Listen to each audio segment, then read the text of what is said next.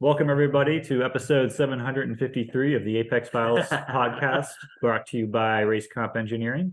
We're doing it a little bit different today. It's a crew show, and today that crew is just myself, Andrew, and Larry. Boom. Yeah, Just so two of us. two of us. We put out a call for questions on Instagram and got a whole bunch of good ones. So we're just going to get into it. We got a lot of questions about the new WRX TR and the BRZ TS from Subaru. Larry, what are your thoughts on let's start with the BRZ? Man, I think initial thoughts is just disappointment. I mean, like it's something they should have came out with in the first place. I think we all knew that everyone wanted a manual transmission with the Recaros and it's some sport brake option, right? It's nice they at least put 6 pots on there, but the price tag of what they say, $45,000. I mean, that's 10,000 more than what I paid for my STI in 2015.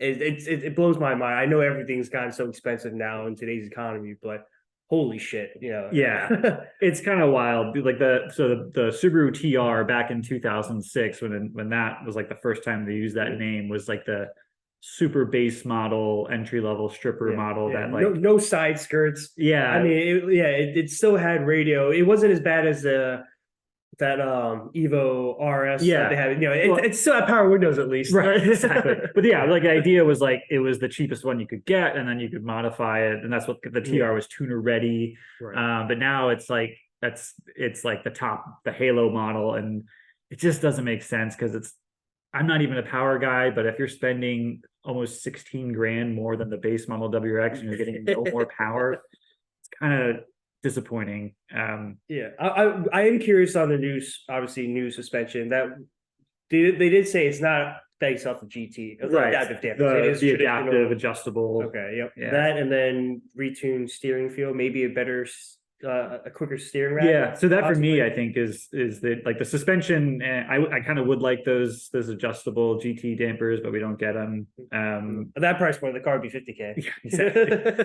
But the steering rack, I'm interested in. So my biggest complaints mechanically about the WRX is the shifter feels like a hot butter knife through a box of rocks. It's terrible, and the steering is just not very good.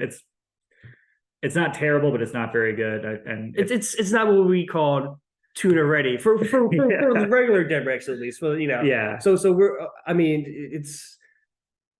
we got a lot of high expectations, I think. Yeah. For this TR model with these new tuned suspension and steering rack.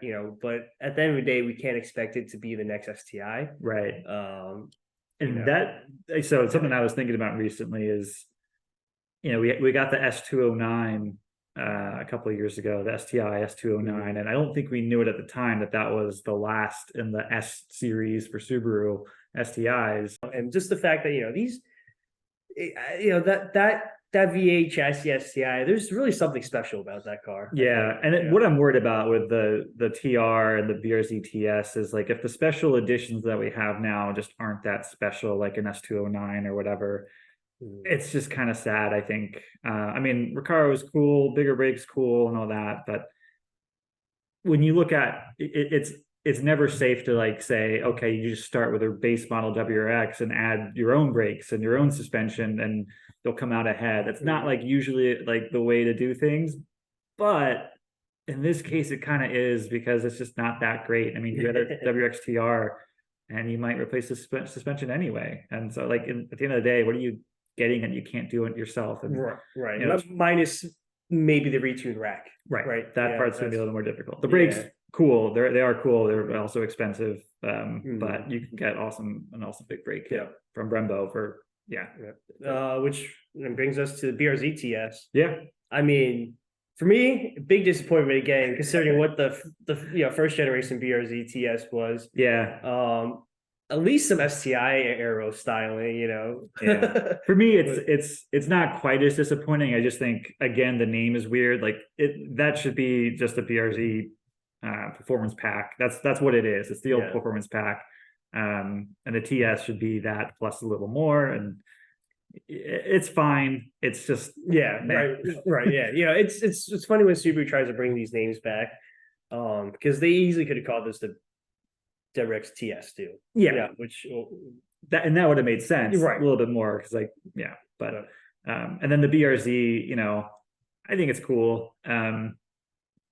I wonder if they'll update it in the future with like a little more of an aggressive body kit with like the STI Aero kit that already exists. They could just put that on it and for the money. Oh, so speaking of which, Logan ended up with a GR Corolla, right? Yes, he did. Yeah, so GR Corolla, yeah. So that's the comparison. yeah. I mean, and then we talk about this because obviously that STI is gone now, and Toyota owns majority of Subaru, so of course, that's conspiracy theories. Yeah, right. Maybe Yeah, that's why there's no you STI. can say whatever, think whatever you want, but big corporations can do whatever they want to, and that means canceling another competitor's car. They can do that. Yeah, I mean they're not here to make us happy. They're to make money, right? And but that's the path, right? 6-speed, lightweight, all-wheel drive, front rear diffs.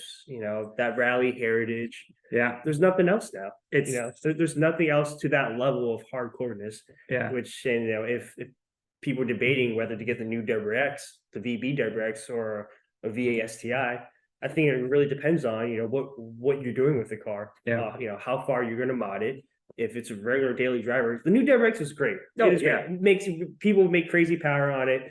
We love ours, and it's for a daily driver. It puts down power, handles great, rides good. Yeah. Family, groceries, does a whole shebang, right? Yeah. STI can do that too, but it's just, I feel like it's a little more engaging, in terms of having the raw feel of just that transmission, the diffs, right? And you can't beat the hydraulic rack.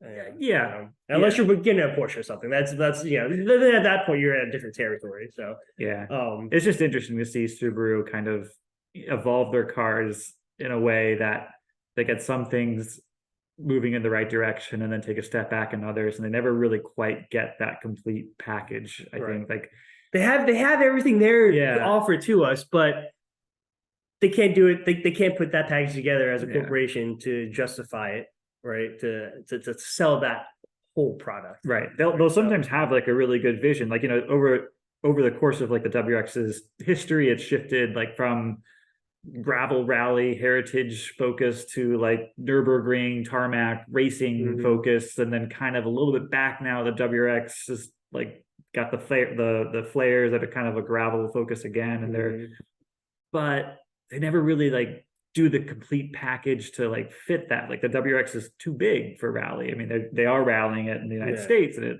it's crushing because there's it'll be easier to see if Subaru makes that jump to the WRC. It's the rumor. They've been trying to cut that car. Yeah, but then you see these other cars like these Ford Fiestas and these or the Yaris, the old Yaris. Yeah. It's they're so small, compact. I remember watching this video the other day. It was just a compilation video of like drivers going 10 tenths, and never lifting. Holy shit! Like a Subaru could have fit through there, Yeah, and I mean, watching like classic WRC, I guess like early 2000s. Even then, like the Bug Eye GD WRX was like one of the bigger cars out there, and it was still pretty. I think they were still winning plenty of races. But like the Peugeot 206 was this tiny little thing, and when they started winning and just started crushing, and I think that's when Subaru was like, okay, maybe we cash in on the rally heritage, but also like leave WRC and see how long we can milk that. But I hope that I like the rally heritage. I hope they figure out a way to rekindle that with a car that fits that. And I think everyone knows that. They know everyone's waiting for a new STI. It'll come, right? We just don't know what the hell it's going to be. Versus it probably is going to be a hybrid because their BS statement that they pulled out. Well, I hope it's a hybrid. I don't want it to be full electric. Yes, no, I agree. I agree. But you know what? If Subaru takes Toyota's hybrid system and adapts that, great. Because I trust Toyota's hybrid system with. So you're saying it's gonna be built in the Prius Prime platform? Yeah. I mean, that's some of the styling of the new Prius. I won't be mad. I saw one the other day in the city. I literally did double take. I took a picture. What is that?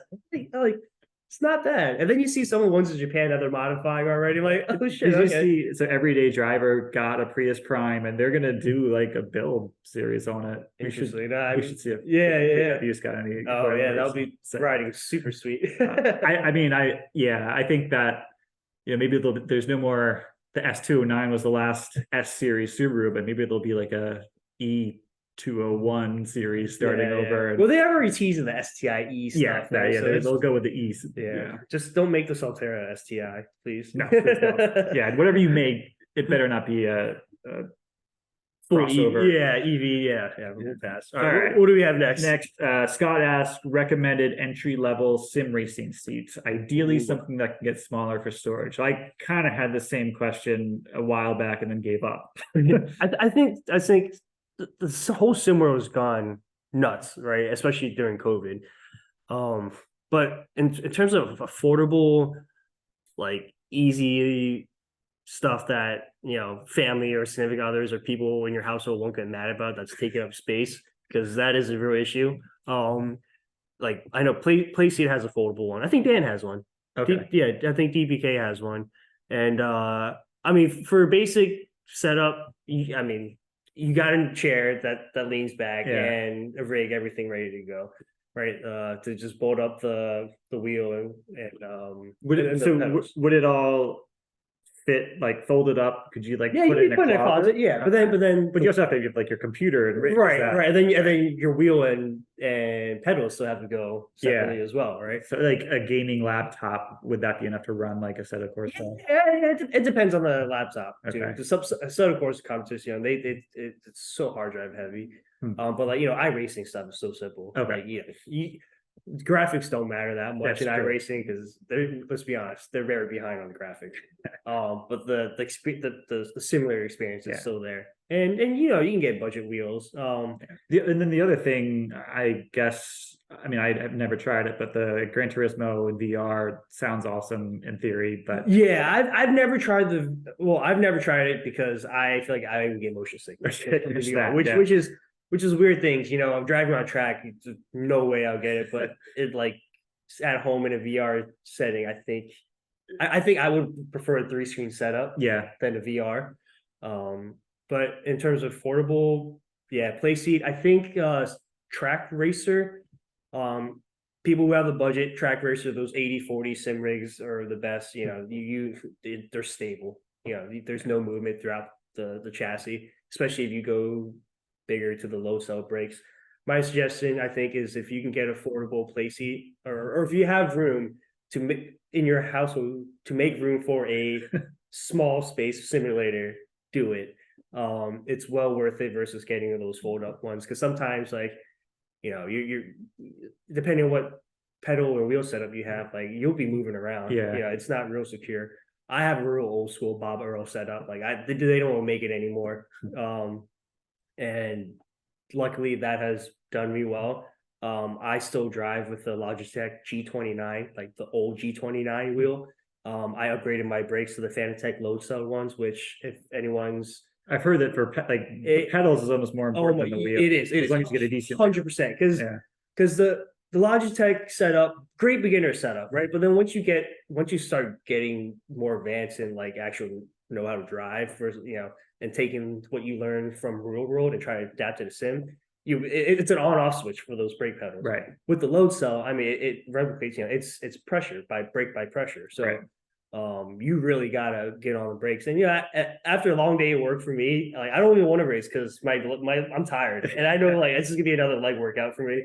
But in terms of racing, like the feedback, you can't beat it. A load cell, brake pedal, even with my shitty Logic G29 wheel, I mean, I can still compete. Nice. Pretty ready. I got a follow-up question of my own. So I've got like a little bit of karting experience. I love go-karting. You've got a ton of sim and karting experience. For you, as someone who knows how to drive, do you get more out of karting or sim racing? No, karting for sure. That's what I thought. You can't beat real world physics. Right. Like experiencing feeling it. Exactly. You can't beat that, especially a go-kart. I mean, the sensation of go-kart is uncomparable, especially to a sim. I mean, I know there's go-kart simulators out now too. which is like a whole different thing. And I can't even imagine. But I remember Gran Turismo, they always had a go-karting thing. Yeah. Like in their like Oh, yeah, that's right. they're like GT Sport was something, and I think GT7. I remember when GT Sport came out, they had their FIA go-karting thing. And that was interesting because even on the wheel, you know, I guess you feel go-karting because it's super sensitive, Right. Like does it for the force feedback like punch you in the ribs a bunch to make you feel like no, yeah, does that be the truth? Yeah, right. You need something else just whacking you on the sides for your ribs afterwards after like a 20-minute stint. But yeah, you if you can go karting anywhere, yeah, even indoors, not it's so fun. And just if you have like a crew to go with and you get some good like wheel to wheel experience, it's just it's so much fun. Even like people who say people get. I think if you can't do autocross, go karting is just as good, especially if you have a good group of people. Like last episode when we had Jordan on, that league, it was literally the first league of that for that store that when it just opened. Yeah. So that it was the first Autobahn league ever that they ever had, and the competition was so crazy that you like if you find somewhere in your area that has something similar, 100% sign up. Yeah. The people you meet and the experience of actually racing, the wheel to wheel stuff. Yeah. It's also, I mean, in the grand scheme of things, in the motorsports world, it's like some of the cheapest ways to get into it too. Absolutely. Cheaper than a sim rig for a season. Absolutely cheaper than a sim rig. Obviously, guys who do grid life and stuff like that, iRacing comes in handy a lot. Learning, you learning a new track on a sim. I remember when I first drove Summit, I was doing it on the sim before I actually drove it, and my instructor was like, "Do you have any experiences like on sim racing?" On iRacing, and that's it. But I've had good enough go karting stuff and driving experience to have a good first track day. But knowing the turns, obviously you can't replicate elevation, right? But just knowing where to look, definitely that's a big plus. Yeah. So we should definitely do a Apex Files race comp sim challenge. Competition. Maybe get a server going on instead of Corsa or and also a go-kart meetup. Yeah, go-kart meetup. Maybe Autobahn here, or if we can do the outdoor United over here. That'd be fun. We got a question about who is the goodest pupper. Got a lot of puppers. Huh? We're gonna do a montage, slow motion montage. Yeah. We'll let you guys decide on the goodest puppers. I do. There's been a lot of dogs in the passenger seat of in the I feel like a day. I was like, I'm gonna always keep these clean, and then my dog just. Well, it's funny. I don't. So since my Mazda 3 has leather seats, I don't put the dogs in there because I feel like they're gonna tear up the leather. I put them in the Subaru. But so far, right. I have good old Amazon dog cover, seat back cover, lay that over, dogs hop right in. I don't give a shit. The Subarus is what it's there for. It's a purpose. It's like rally and dogs. Exactly. You go rallying with the dogs. All right. So a question about, do I need adjustable end links? And this is from a Subaru person, so this is kind of from that. And that's a good question. I think most people, like when they lower their cars or do any modifications, right? It's, do I need adjustable end links? And I'll go and throw this in there. Do I need adjustable low control arms? Yes, right. Because that is a big thing. And it depends. Yeah, it depends. For end links, we're going to do a video on how to use adjustable end links, and we'll use my BRZ as an example, and we'll give a nice explanation about why you need them and how to adjust them and set the height or length properly. But short version, if you have coilovers and you're going as far as corner balancing your car, then yes, you should get length adjustable end links, because that can affect the corner balance. If the point of adjustable length end links is to remove preload from the sway bar, and that preload can affect the corner weights. And then so in Subarus, the front for the new Subarus, especially with like the BRCs with the longer end links, On that new global and platform then thing. right, the WRX has yeah. the same type.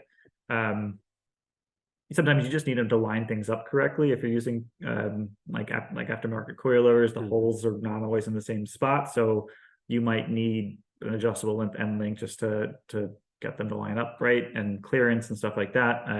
But just removing, even if you're not corner balancing, removing preload can be helpful. Not required depending on the coilovers. You don't 100% need them with like our RCE coilovers. They're nice to have. As for lower control arms, no, I think that's general consensus is yes, right? If you're lowering your car, you need lower control arms just to get the rear camber back in spec, because it's static rear camber. Yeah. It goes as you lower the rear of newer post 2008 Subarus, the rear goes rear camber, negative camber goes gains negative rear camber. It goes more negative pretty quickly. So obviously you get lower control arms to bring that back in spec, take out some negative camber. However, I'm gonna say I don't have lower rear arms, so it's I think you can end up like, if you lower your car a reasonable amount, you can end up in a pretty good spot. Yes, you don't need them. Like for my car, my car's not daily driven, it's mainly season track, and I have like -3 camber up front. Yeah. And that -2.4, the rear, that's kind of where you set it anyway. Exactly. So for me, I haven't needed it. Yeah. Other people who slam their cars, yeah, for sure. Yes, you definitely need them. The other thing is a lot of Subarus, they'll end up uneven in the rear, the negative camber. So you might need adjustable control arms to even it out. If it's if it's like -2.3 and -2.4, that's not that big a deal. But even like some cars are, it's a pretty big spread. I have Cusco arms sitting right here, just not installed, but I do too. I'm gonna put mine on. But if you need them, you don't need that crazy expensive arms, SPC arms, like depending on what you're doing. Like if you're for a regular street car, there's like the SPCs or whatever, the centric bolts that get them. As long as your alignment guy knows what they're doing. Yeah, it's all you need. We like the Cusco arms because they have like a sealed pillow ball with like a little rubber boot around it, so they don't get eaten up by salt and stuff, and they're pretty beefy and super high quality. And we ran them on cars for years before, so so that's the not so short version. It all depends, right? It's all relative to what you're doing with your car. And if you're like super anal, then definitely if you like everything to be fucking tip top shape, get them. The GR Cup series, I got a couple of questions about that. It's been intense. And the last race was yesterday. This past weekend. Indy. Indy. 3 races actually. There's a makeup race too, which was so the Tyler Gonzalez kind of crushed throughout the year. Really well done by him. I forget how many first place finishes he had. Gresham Wagner put up a good fight this year. He did pretty well. I think he's second overall. I think he was second overall. He had some bad luck this year. He was one of our first guests on the podcast. We're going to try and bring him back. And he drove the TCA class in SRO last year. The year before, and won the championship there. So he's in a BRZ, right? So he's well versed in a BRZ. 86 chassis, right? And so like all in all, I think the racing was pretty darn entertaining. There was a wide range of skills, but at the top, I think I think it was interesting to watch, because seeing someone like Gresham, who has obviously a lot of experience, not just in that car, but in crazy wheel-to-wheel racing with Global MX-5 too.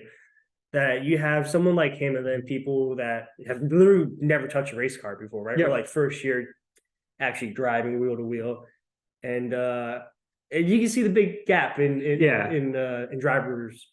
And to like the newcomers' credit, I mean, I think you saw a lot of them get faster and faster, more competitive over the year. Not quite close the gap, but and part of that, I think, is that car the way that they built the GR Cup car was to be on like the softer side. Yeah, and easy like to drive, right? easy to Yeah, drive. yeah. So that's cool. And I think from Toyota's like perspective, like the whole series was kind of a good move. I think yeah. I mean, obviously they sold a bunch of Cup cars Yeah, and like yeah, and what? pretty darn And quick. they had another round cup car. I think 20 more that came Yeah, in. yeah. And The field grew, I think, yeah, over the season. I'm hopefully the field grows. It's gonna be Next year too. 40. I don't know if they're gonna add all those other 20 cars, but that would be awesome. Yeah, it's cool. Yeah, and for Toyota, we'll talk about BRZ and GR86 oiling issues another time, but from their perspective, having a pretty like visible race series where you get to see them out there, it was a good move for them. Yeah. I think maybe if they choose, if those other new 20 cars that are being built does make it to the same series, yeah, it'd be interesting to see if they implement a system of like gold, silver, yeah, like, or AM drivers, like, because like, yeah, that's a good idea. Because Tyler, there's a little Spike Becker and Gresham, a couple others. Yeah, they're obviously at a different level. Yeah, right. Those were the top 5 guys fighting consistently. Yeah. And then you had the Nick Pack, and then kind of lower. Yeah. And I don't know. I think it might be a good way just to kind of differentiate, especially if the field gets to that. 40 cars is a lot. That's a lot of cars. And 2 races of 20 is. Yeah, I mean, you don't see 40 cars in regular. Yeah. You know, the GT America race. Right. You know, this past 8 hour Indies, it was a small field. Right. It wasn't that much for the GT3 for class. GT3, yeah. And then the Pro Series can have a turbo on their GR86. Yeah. I was thinking, you never know. Or put the turbo on AM cars. Oh, see if they can make it up. I mean, ballast is not fun. Right. These turbos.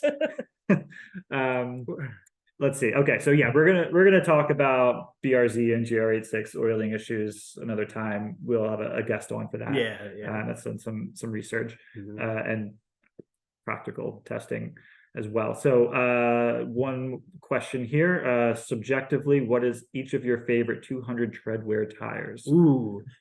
So I haven't had any experience on the newer stuff. Newer stuff meaning the Nankang, the new Bridgestone. Right, the new RS, newer RS. Try to keep track. R71 RRRSs. And then Continental. Oh yeah. Came out with a new one as well. Right. I had ordered the Kumos.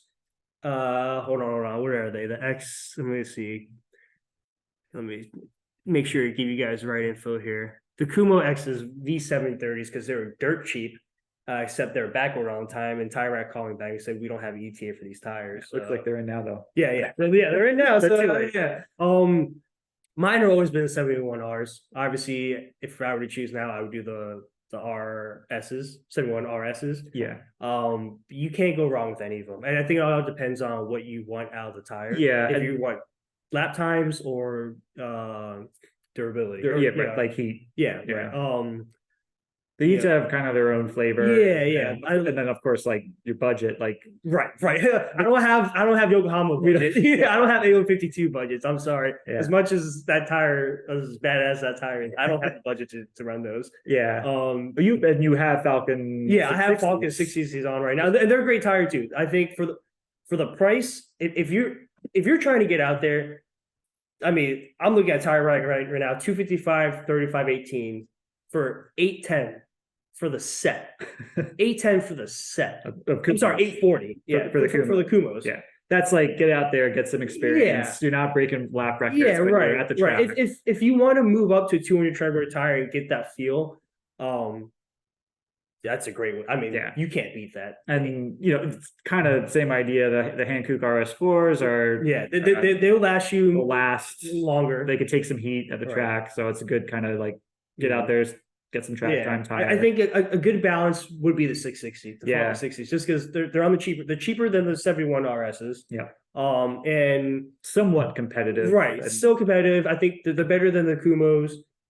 So if it all depends on what you're doing. Personally, I would run the 71 RSs.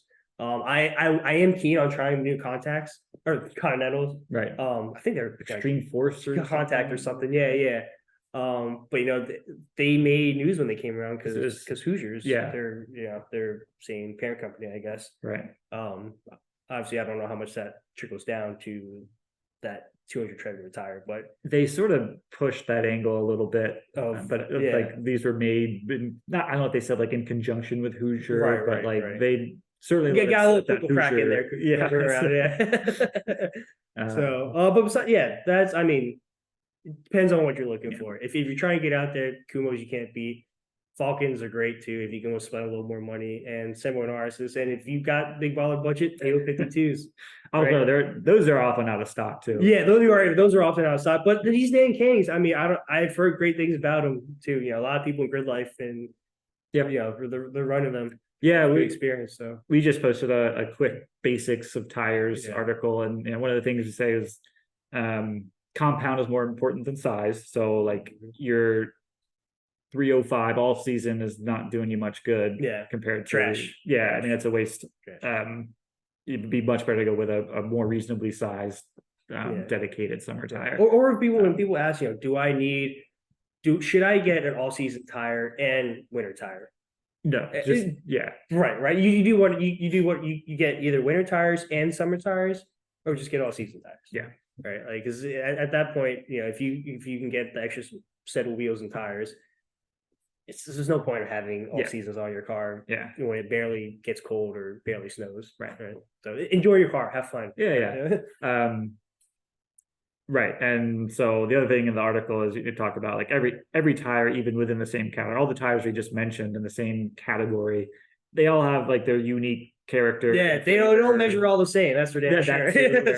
So like do some research. Everybody likes to talk about tires, and some are like the one lap wonders, and some are like maybe not as much grip, but they get up there, they're easy to drive, they break away more smoothly or whatever. So look into it. Grassroots Motorsport has a really good, of course, always if you guys don't follow Grassroots Motorsports, definitely give them a follow. Subscribe. Their magazine is great. They're one of the few magazines I still print magazine's amazing. I get it in the mail, until we come out with ours. Grassroots Motorsports is good. Good tire tech info all the time. So I don't have anything else for now, unless people have messaged since we've been talking, but I'm not gonna check. So thanks for tuning in. Thanks for joining us, guys. It's a little short show today, but something just keep the ball rolling. We do have a couple guests coming up next, so we'll keep you guys updated on